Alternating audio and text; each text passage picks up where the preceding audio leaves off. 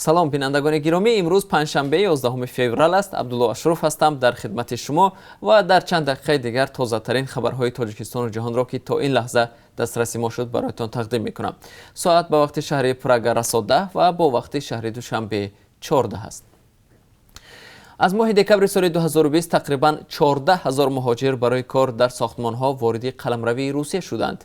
در این باره خبرگزاری دولتی تاس از قول نیکیتا استاشین، معاون وزیر ساختمان روسیه، اطلاع داده است. استاشین گفته است نیروهای کاری اساساً از ازبکستان، تاجیکستان، قزاقستان و پایتخت روسیه، ولایت‌های مسکو، امور، لنینگراد، ساخالین، منطقه کراسنایارسک از جمهوری تاجیکستان سفربر شدند. مقامدار روس افزوده است بنابر محدود بودن ورود شهروندان خارجی به روسیه به آنها از 40 شرکت ساختمانی برای جلب مهاجران درخواست وارد شده است. از این میان درخواست 10 شرکت تصدیق گردیده است. معاون وزیر میگوید مهلت عمومی بررسی درخواست‌ها از 7 تا 10 روز را تشکیل می‌دهد. یادآور می‌شویم که 30 ژانویه نخستین گروهی 170 نفری مهاجران تاجیک از شهر دوشنبه برای کار به ولایت ایرکوتسک روسیه انتقال یافتند.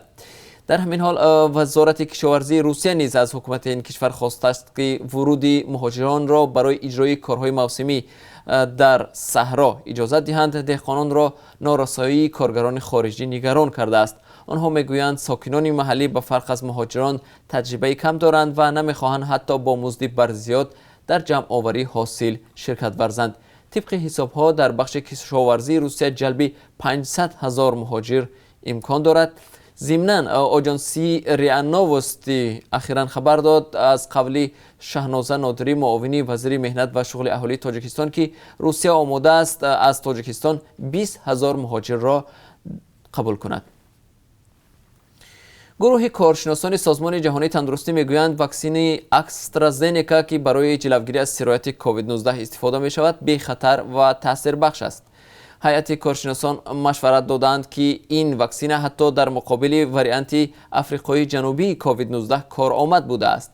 10 فوریه مشورت‌های گروه استراتژی مشاوران سازمان جهانی بهداشت نشر شد.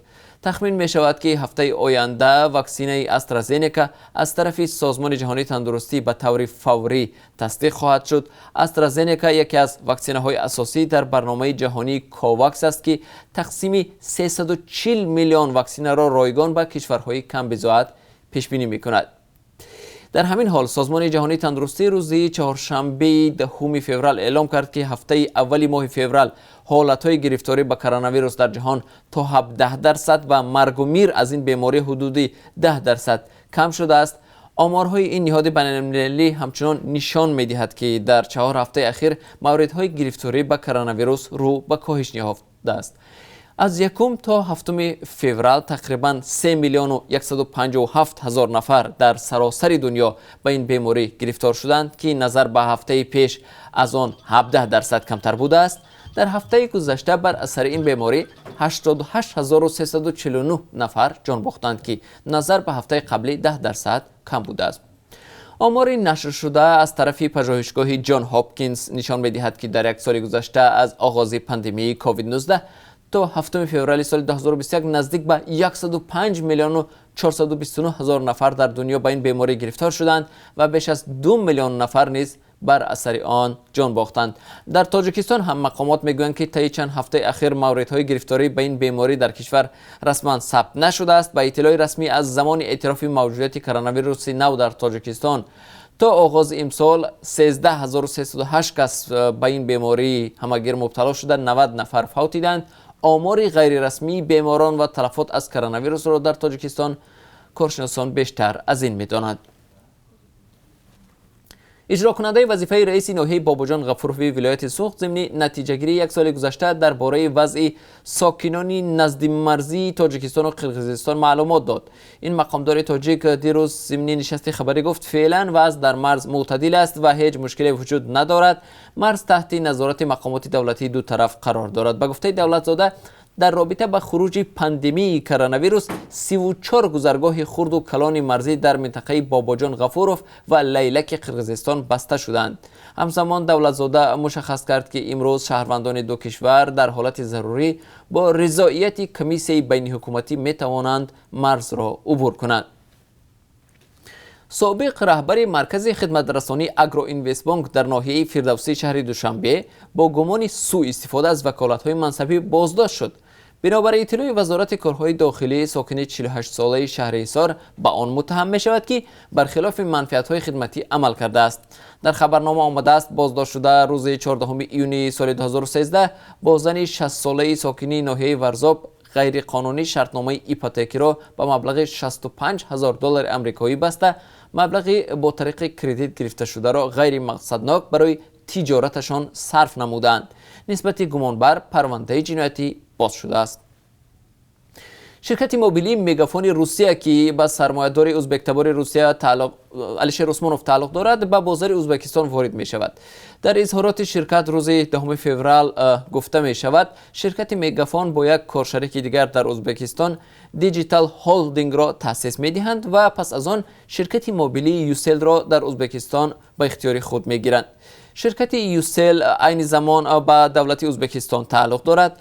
تا سال 2018 این شرکت مخابراتی موبیلی به شرکت تلیای شویتزیا و فنلاندیا تعلق داشت، اما پس از فاش شدن پاره‌دهی منصبداران تلیا به گلناره کریمووا دختر رئیس جمهوری سابق ازبکستان اسلام کریموف، تلیا بازار مخابراتی ازبکستان را ترک کرد.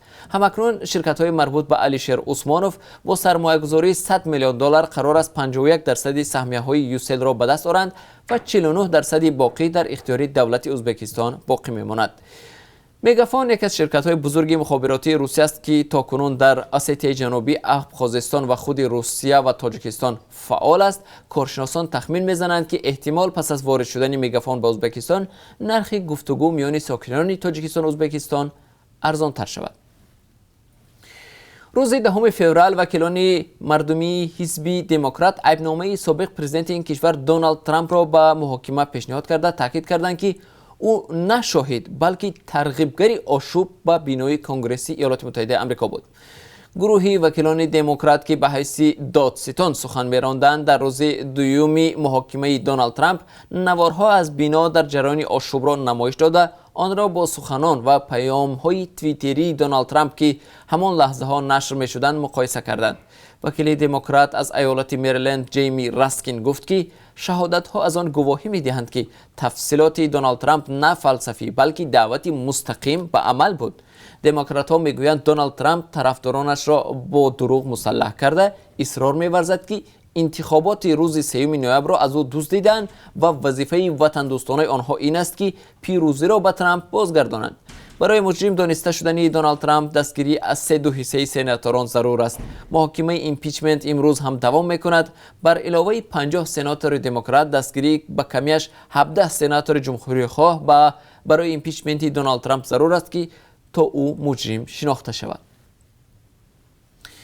در تاجیکستان از این به بعد هنگامی تعیین شدن دادرس یا سودیه‌ها و ادای وظیفه آنها عهدهدار می‌شوند که هر سال اعلامیه‌ها درباره درآمد و وظیفه و وضع مالی خود را پیشنهاد کنند. در اجلاس روز 10 فوریه وکیلان مجلس نمایندگان با طرح تغییر و علاوه‌ها به قانون درباره سودهای تاجیکستان موافقت کردند که طبق آن دادرس‌ها قبل از تعیین شدن به وظیفه و هر سال هنگام فعالیت کردن هم باید درباره دارایی‌های خود به دادگاه عالی معلومات پیشنهاد کنند. شیر محمد شاهیان رئیس دادگاه عالی تاجیکستان ضمن معرفی طرح نوی قانون در پارلمان با وکیلان گفت که من بعد سودیه هنگام انتخاب شدن با وظیفه و هنگام ادای وظیفه عهدهدار می شود که هر سال با ترتیب مقرر نموده قانونگذاری به دادگاه عالی تاجیکستان و یا دادگاه عالی اقتصادی تاجیکستان اعلامیه ها درباره درآمد و وضع مال و ملکی خود پیشنهاد نماید. در صورت پیشنهاد معلومات بر دروغ درباره دارایی‌ها دادرس را می‌توانند از وظیفه برکنار کنند. طبق اصلاحاتی که اکنون قبول شد افراد بازنشسته و شهروندان خارجی نمی‌توانند همچون دادرس در تاجیکستان تعیین و یا انتخاب گردند. این در حالی است که قانونی مربوط به دادرس‌ها در 10 سال گذشته به گفته رئیس جمهوری تاجیکستان 25 دادرس با جنایت‌های کرپسیونی دستگیر و یا زندانی شدند. ماه دکمبر سال گذشته کمیسیون بین‌المللی حقوق‌شناسان در گزارش گفت که سودیه‌ها در تاجیکستان 1600 سامانی، سودیه‌های دادگاه عالی با نظرداشت سابقه کار 4500 سامانی و دادرس‌های دادگاه حربی 6200 سامانی معاش می‌گیرند که خیلی کم است. به قول این کمیسیون معاش کمی دادرس‌ها برای کرپسیون زمینه فراهم می‌کند. در تاجیکستان بیش از 450 دادرس کار می‌کنند و سازمان‌های حامی حقوق انسان و نظام دادگاهی تاجیکستان را پایبندی حکومتی اجرایی میگویند. بینندگان ارجمند، در پایان این نشر سرخطی خبرها همچنان نظری داشتیم به قرب ارز خارجی در تاجیکستان. بنابر قربی که بانک ملی تاجیکستان برای امروز نشر کرده است، یک دلار آمریکایی 11 سومانی و 30 درم، یک یورو 13 سومانی و 69 درم و 1000 روبل روسی 152 سومانی ارزش دارد. قرب خرید و فروش اسعار خارجی در بانک های تجارتی نظر به قرب رسمی از 1 تا 3 سومانی می تواند فرق کند. بینندگان ارجمند، اینجا رسیدیم به پایان این نشر سرخطی خبرها. خبر و گزارش‌های دیگر را در برنامه اخبار آزادی تقدیم شما می‌کنیم که آن را 3 ساعت پس مستقیما در صفحه آزادی ویدیو در یوتیوب و هم صفحه‌های رادیو آزادی در فیسبوک می‌توانید تماشا کنید.